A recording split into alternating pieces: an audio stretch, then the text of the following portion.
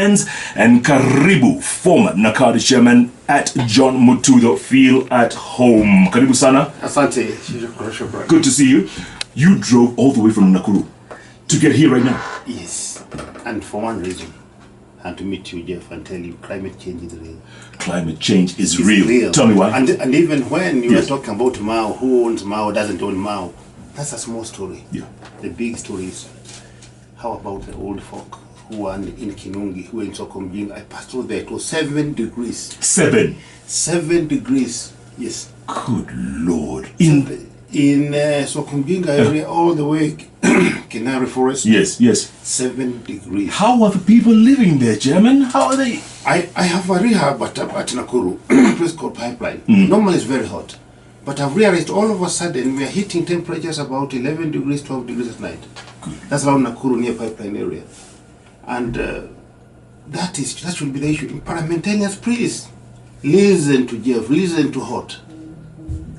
Let's deal with real issues. If Mao eviction will solve the problem, let it be. But climate change is real now. Can you imagine those people living in Mabati homes there? Look at their diet. They are not used to that high energy diet. The Mabati houses. Look at the Mututho transport we have. It's not prepared for that. Look at the kind of cars we drive. There's a whole, the children. At around 5 precisely, I saw a lot of people near flyover, children in normal school uniform, waiting for Matutos, whatever it is. That is now the tragedy of Kenya. And yet they are politicizing the Mao issue. It should not even be made. We should now be dealing with budgetary reallocation. The Mao issue should not be political anymore. If it will solve the accelerating climate change situation in Kenya, then we should not even talk about it. We should just implement what the technocrats are saying, and we deal with that one for once and finish it up. Absolutely. And let me tell you, Jeff, people have very little time to study and understand events. In 1890, the Kinevasha ride, literally, there are photographs. In 1890? 1890. There were events that led to the Kinevasha ride. Now we are seeing another set of events. Not about the drying now, but the temperature. But what more can we say, Jeff?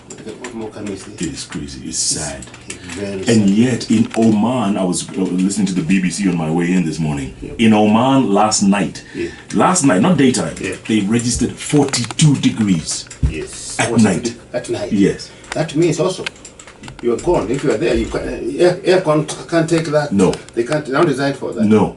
And talking about aircon, and on a lighter note, Hot. Jeff, did you know? 1979, 1980, there was only one air-conditioned disco in the city of Nairobi. That was Silver Mine. What was it called? Silver Mine. River Mine. Silver Mine. Oh, Silver Mine. Yes, and the Silver Mine now, you know, just next to Nairobi Hospital. Yes. There used to be the only disco that was air-conditioned was under the... Was that in the Silver Springs Hotel? Yes. There is a hole somewhere. Yes. Either in the... It's not like parking. It's very well designed. It's somewhere down. Yeah. And they had the latest, not in bits, but also in equipment. Equipment was a big issue that time. and the AC failed in the December of 79. And the place was full. So you can know the panic. There's only one way out. Climate change. It's real. It's real. But tell me something. And you know this, how? Were you there? Me? Yes. 1980, I was up and about. I was doing many good things. John... And Mama Jerry is my witness. Yeah. John Mututho, the Disco King. Okay, on a very serious note, Chairman, you are an advisor to the governor of Kiambu County when it comes to alcohol and drugs and all that, and youth. And not just Kiambu County, but central Kenya. Yes. And even other counties. There is a huge alcohol problem. Yes. Huge. And I'm sure in this cold, a lot of them are even taking to warming themselves with alcohol. Yeah, if it was good alcohol, like the vodka from China, from Russia, it might temporarily help, if it was real. Right. But I want to tell you the story you have seen, it's been all over in papers. Yes. About bad sugar, clean sugar, what it was. Let me tell you the truth about the sugar.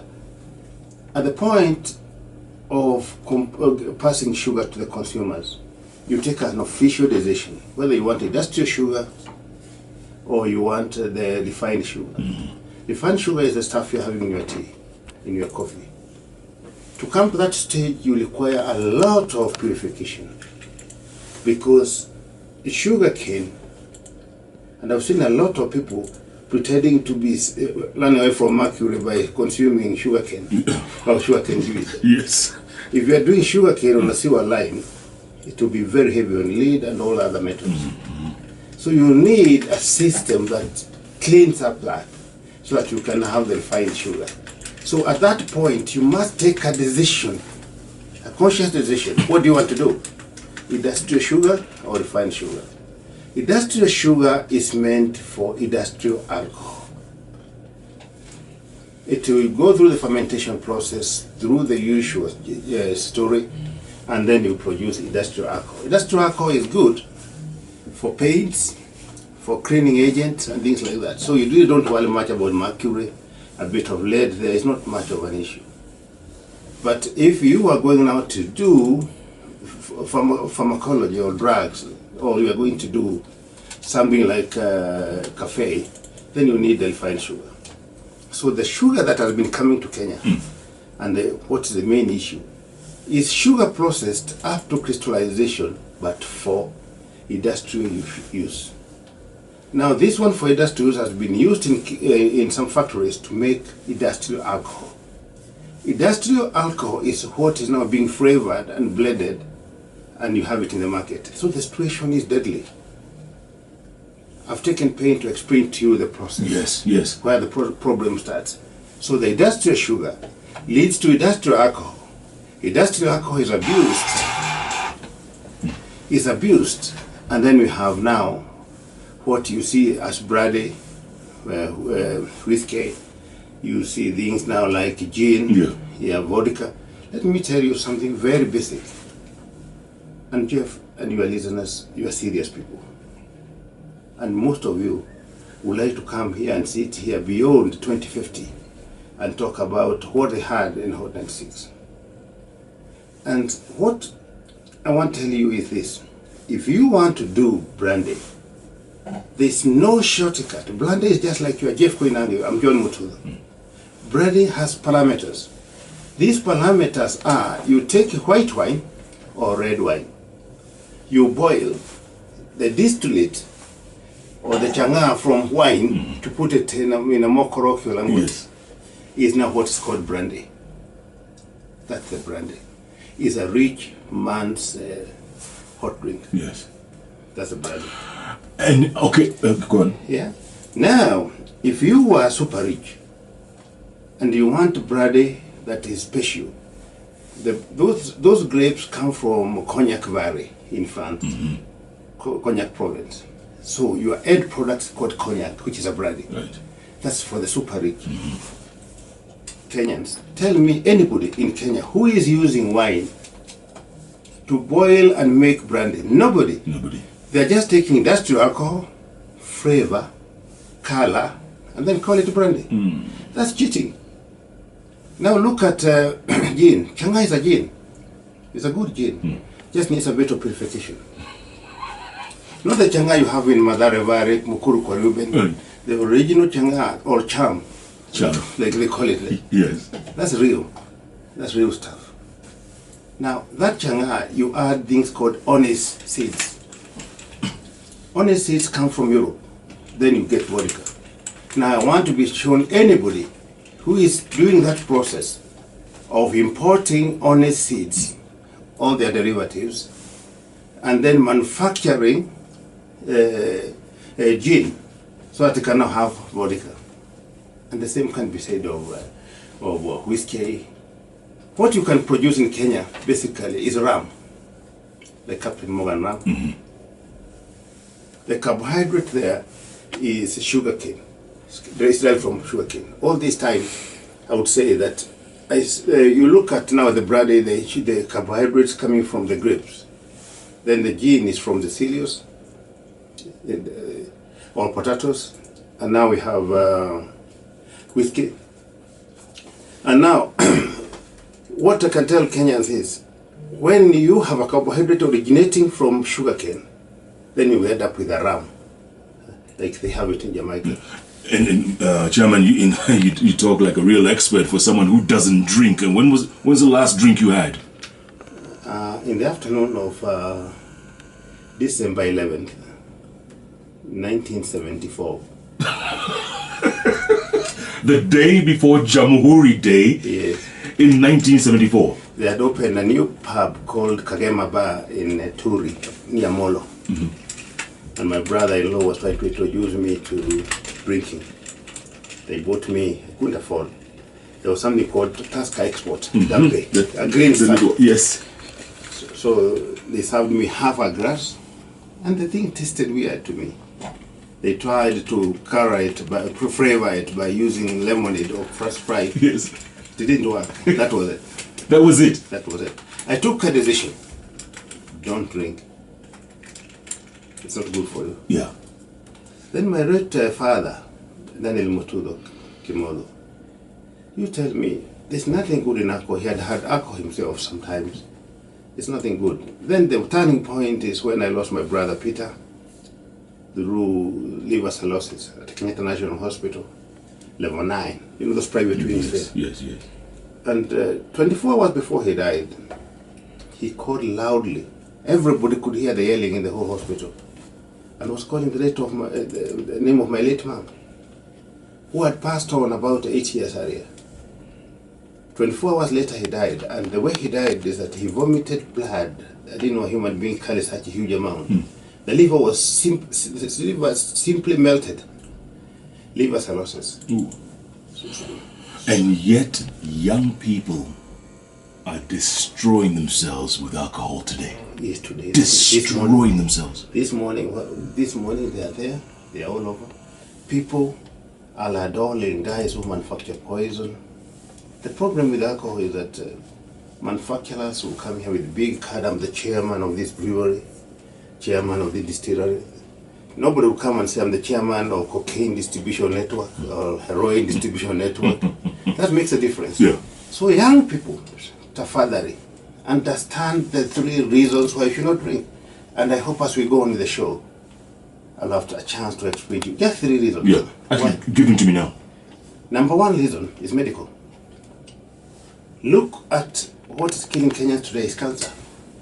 And the cancer number 1 killer is from tobacco. Tobacco produces chemicals that are really carcinogenic. Number 2 is alcohol. Ethanol per se, which is what people drink of alcohol, is not carcinogenic. It cannot cause cancer. But as it gets to the liver does 2 things. 1, it goes on shutdown process. So the 500 functions that a liver is supposed to be doing goes for a complete shutdown to deal with this enemy.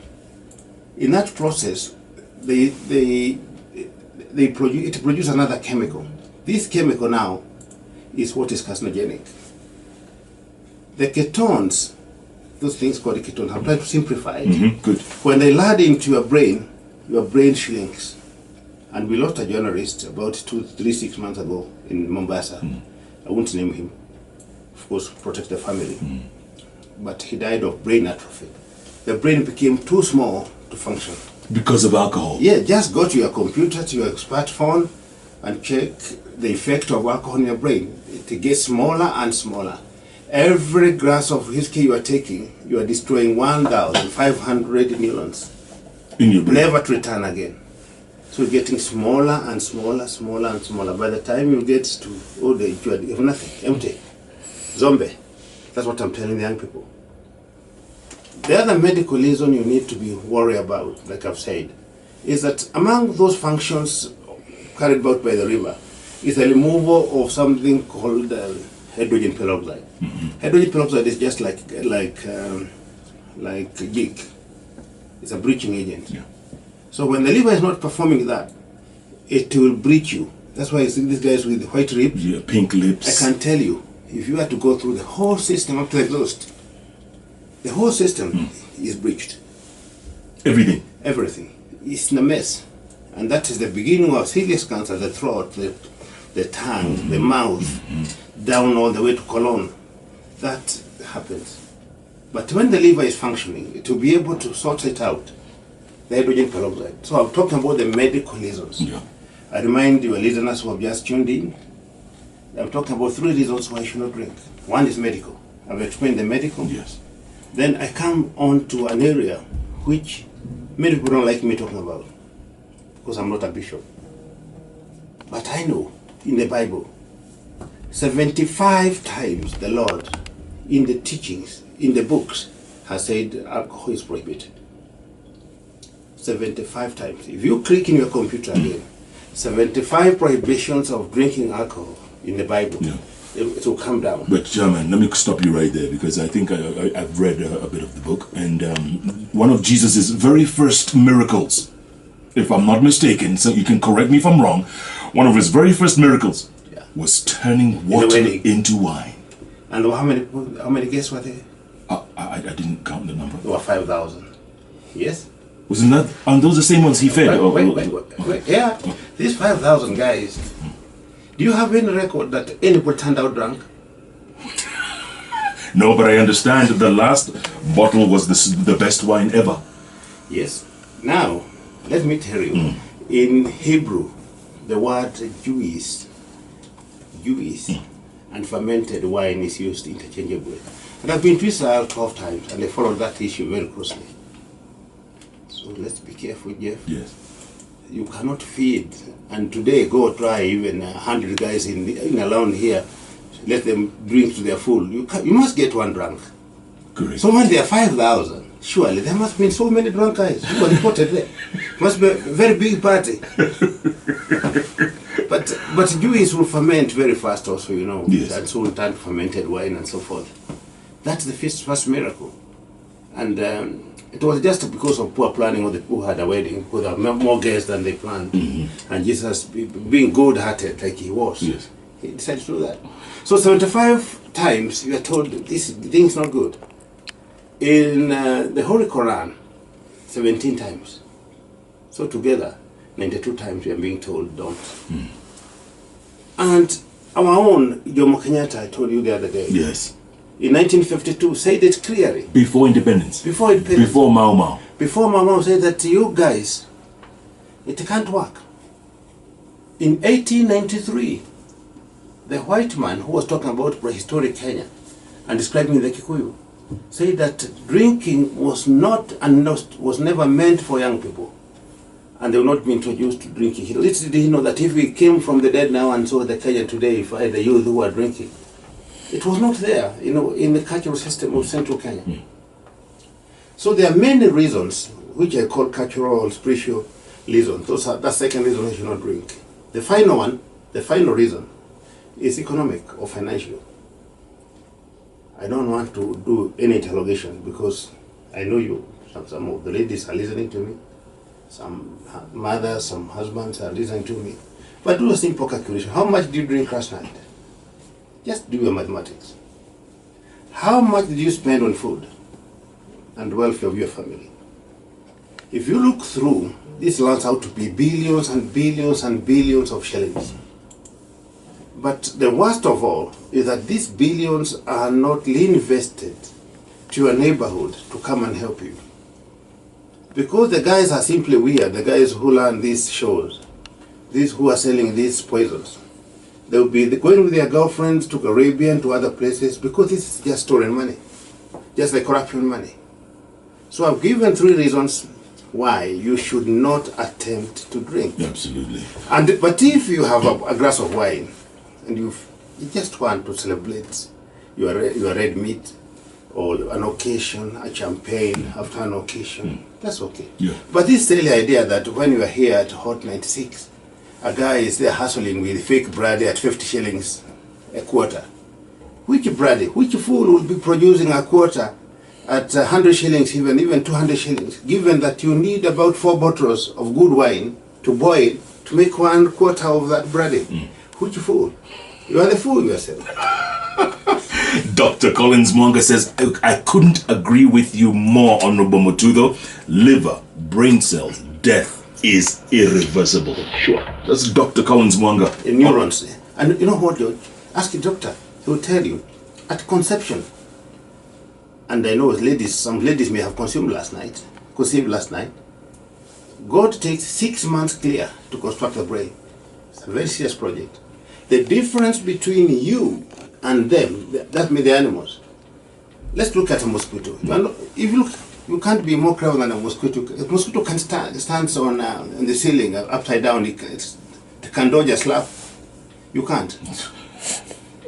Look at an elephant to walk through this building easily without any problem. Look at the whales. They'll cross even the very rough seas. But the difference between us and them is our brain. God takes 6 months of construction work from conception to do the brain. And when complete, it has 100 billion neurons. Neurons are not things cells that they grow again. Once destroyed, they are destroyed. So every time you are taking beer, you are destroying from your stock of neurons, and they cannot be replaced. Unlike the other muscles or the other cells of the body. The doctor will tell you the same. Yeah. So in the medical reasons, you should know John Mututho has most of his neurons. Maybe there could be 1 or 2 damaged because of some things we don't understand. But a guy who is drinking every day, a bottle will destroy maybe 1,000. So if you're taking 10 bottles, that's about 10,000. Your stock is landing out fast. My goodness. That's neurons. Yani kichwa maji. You want to see kichwa maji ya ukweli? Take and look at the computer again, the effect of alcohol in the brain. They will show you the scan of a guy before starting to drink. 3 months down the line, and you see black pockets. That's fluid, maji. Kichwa maji. Kichwa maji. Chairman, let's take a break, come back and talk about drugs now. I mean, drugs are prevalent here in Kenya more than ever. And we're talking high-end, from cocaine to heroin to you name it. It is on the market. And people are buying. People are buying. Even it's open. I saw in Accra Road, Dubois Road, that side. During Mututho's time was Nakada. I would shut down that street, my brother. I would. Shut it down. Down, yes. I would do it. But you can't have people queuing. Our sons and daughters, beautiful girls and sons. Queuing for drugs. And they are being injected in the open. I can't. Hold that thought. We're talking live with former Nakada Chairman John Mututho in the studio. If you have any questions, tweet me at Koinangajeff at @hot_96 Kenya with the new hashtag, Jeff in the morning. I'll also be taking some calls in a little short while. 0722 20 88 20, 0734 20 88 20.